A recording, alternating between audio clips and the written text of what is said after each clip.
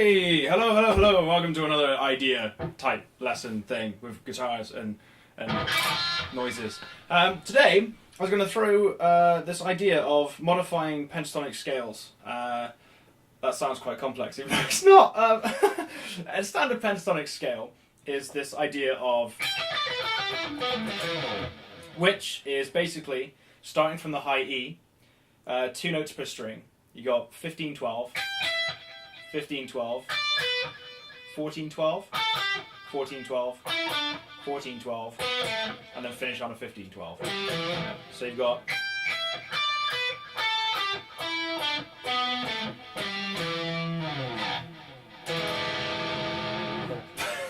so how can we modify that to make it a little more interesting? Because you can already make standard pentatonic quite tasty with just being a bit more inventive with your playing. So rather than just going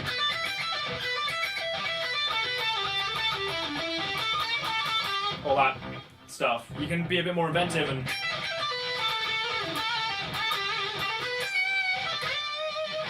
just, I don't know, you can mess around with it a little bit more and make it a little more interesting. So when we start throwing in these ideas of chromatic notes, and I think some of these are going to be major. My theory is terrible, so I'll work off of fret numbers, and then you guys can tell me what I'm doing. Which I'm not. That's why I don't call these lessons, because it's just sharing ideas, even though I have called them lessons. Damn, I need to change these from lessons to idea sharing, or shessons for really bad lessons. So what we've got is the standard pentatonic scale. I was thinking, how can we make that a little more interesting? So while I was noodling around, I found this idea of if you throw 14 into every single fret, with the exception of the E, every single fret? Every single string, with the exception of the E, which you just keep the 15 and 12. So that gives you this scale at the moment of 15, 14, 12. So you basically, on the first 4 strings, you've got 15, 14, 12.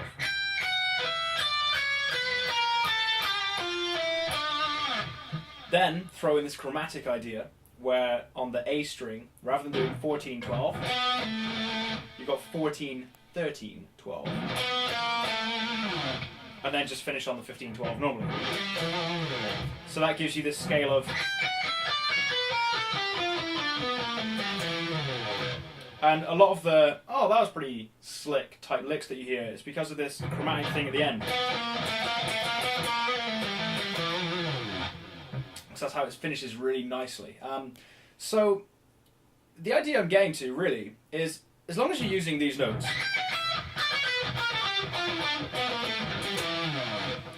start messing around with them. Come up with stuff where throw bends in, etc. Like on the 14, throw a like semitone bend in to get it up to the 15.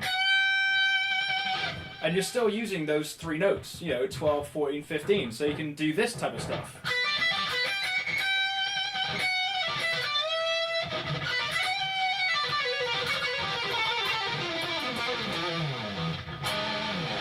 Just messing with stuff like that, and it's a lot of it. You can be aided quite a lot by finger speed. If you've got your chops up and you're able to play a little bit on the faster side, using these notes you really can get away with a lack of creativity, but it can still sound cool. And I don't advise that. I'm just saying that's what I do because I'm really terrible. But if you've got the finger speed, you can do this type of stuff and it can sound quite interesting. For example,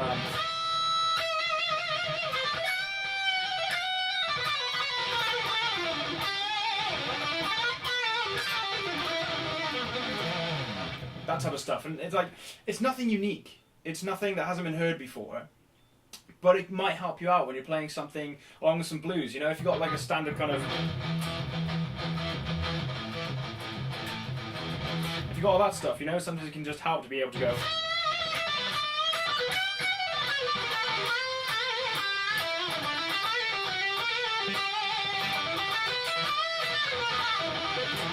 Yeah, like you just throw it in. It's like, it's the idea of just knowing what you can do, not necessarily what you have to do.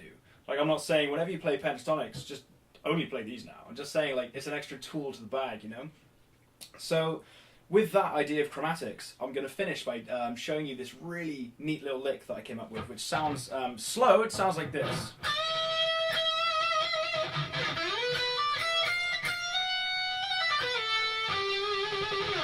And that sounds pretty shit slow, let's be honest. But when you speed it up a little bit,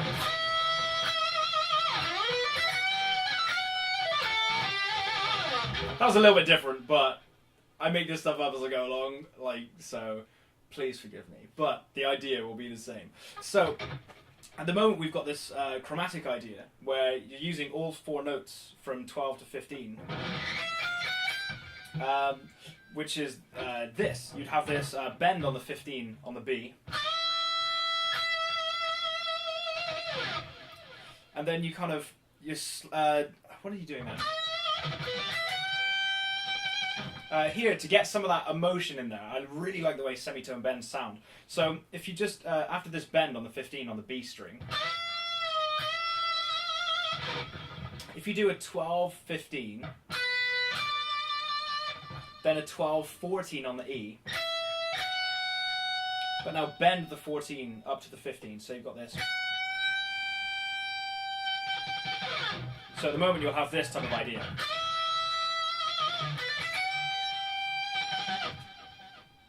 Then here is where the chromatic bit comes in, which sounds really, really, really, really tasty. After this bend, you can slide from the 13 to the 14. So you've got this, which sounds really nice, I think. So now at the moment you're at this stage of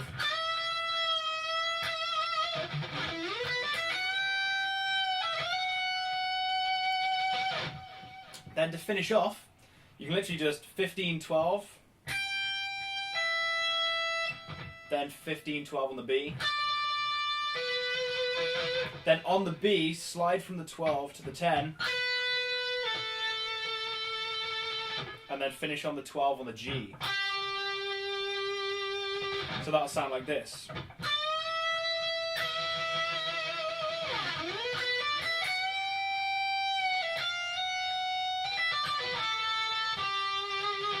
But when you get it up to speed and stuff,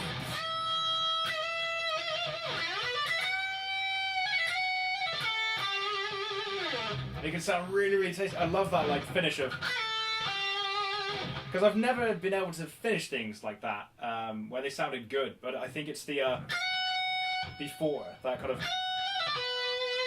when you add those two together, they complement each other quite nicely. Don't underestimate the rhythm as well. Having that,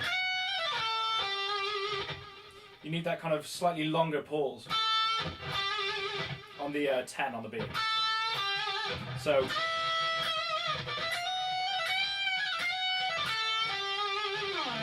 don't forget that.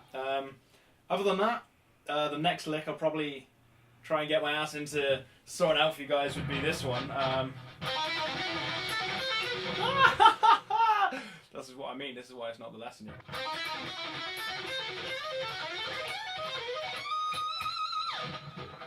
So I like that one. So that'll probably be the next lesson, showing you guys about, you know, diminished arpeggios.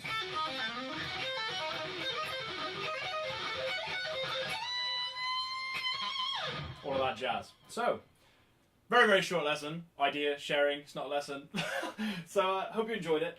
Hope it gave you a bit more of an insight into how you can mess around with standard pentatonic stuff and make it a bit more interesting. And then carry that idea on. So, in your own scales, when you come up with your own scales, try and think of, okay, well, what if I just add in one more note? Just briefly, just as a little twist. And it might add a bit more interest for you. Other than that, thanks for watching and have a great day. I will... No, I really will. Thank you. Cheers.